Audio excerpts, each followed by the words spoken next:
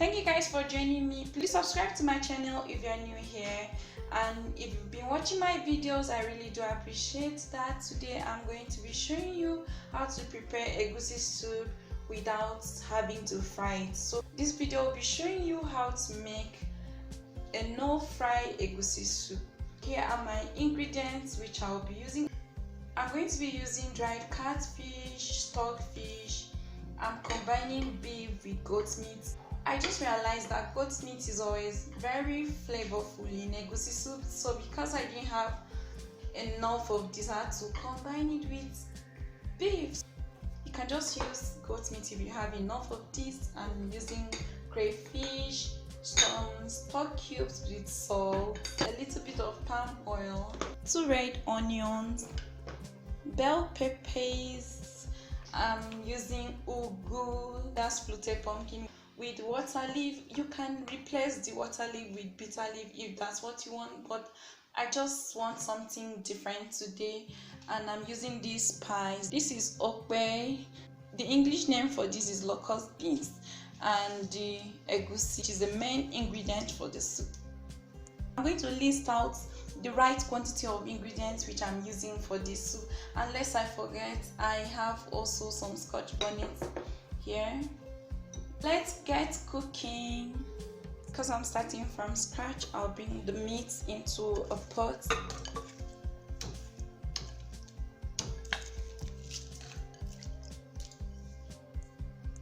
Now we are just going to season the meat with just 3 ingredients, which is the onion, salt, and 2 stock cubes.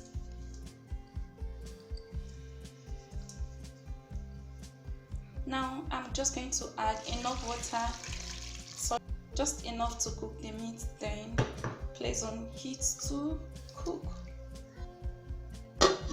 So while the meat is cooking, I'm going to cut the bell peppers into smaller sizes, then place it in a pot and cook for just 5 minutes until it turns out soft.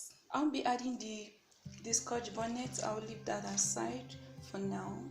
Next, I'm going to add the egusi into a blender. I've cleaned the egusi before now.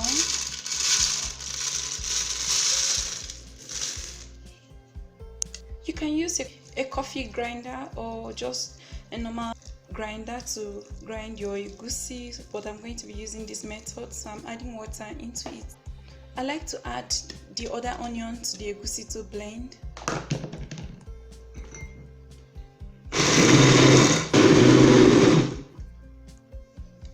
So look at the consistency. You don't really have to add so much water to it, otherwise you have a watery consistency. Now let's set this aside. Without having to rinse the blender, I'm going to bring in the bell pepper together with the scotch bonnet, add it and blend. The pepper is soft already, so I'll just add a little water to blend.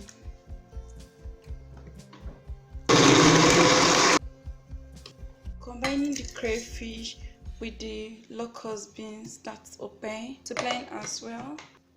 So here's the crayfish. One of the things I did behind the camera was to debone the dried catfish, just take out the middle bone and the head. So this is it. Now that we have all the ingredients prepared, it's time to start the real cooking. This makes it easy to prepare the soup without having to run around. I just make sure I cook this for 15 minutes.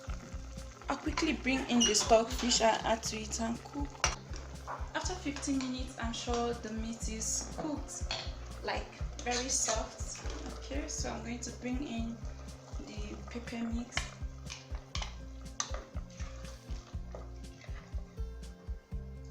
Let this cook for 3 minutes.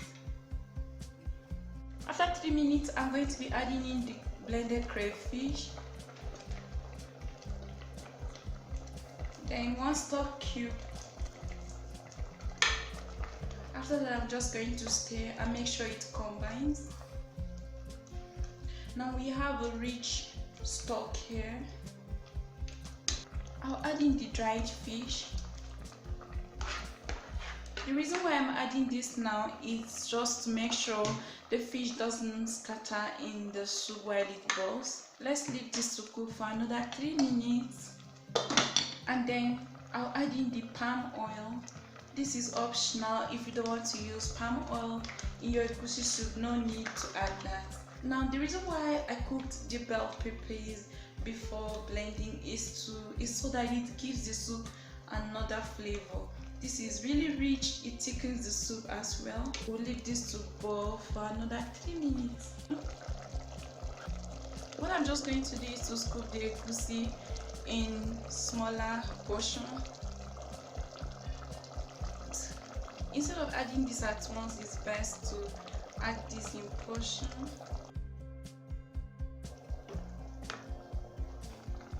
When you add onion to blend your egusi, it gives it a different flavor and taste and all together. So that was what we did. Now we are going to leave this to cook without stirring it. I'm just leaving it halfway closed.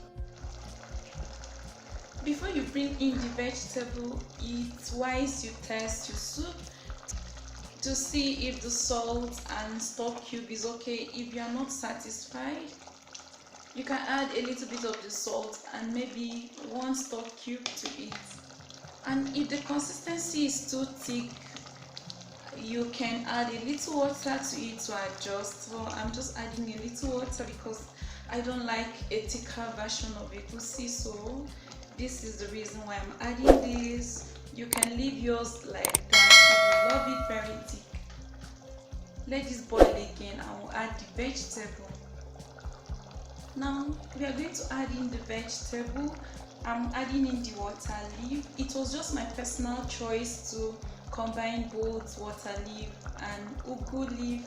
You can use spinach if you have that, or you can use uziza leaf. So I'm adding everything at once, then I'll just take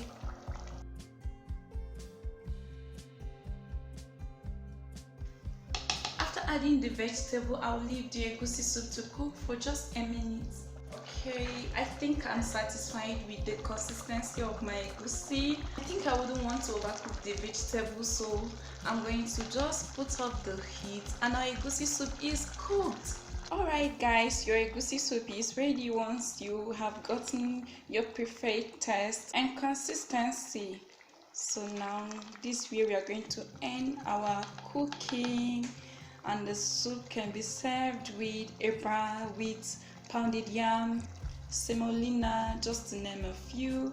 Thank you guys for watching, and don't forget to subscribe to my channel, give me a thumbs up, and also share this with your friends. Bye for now.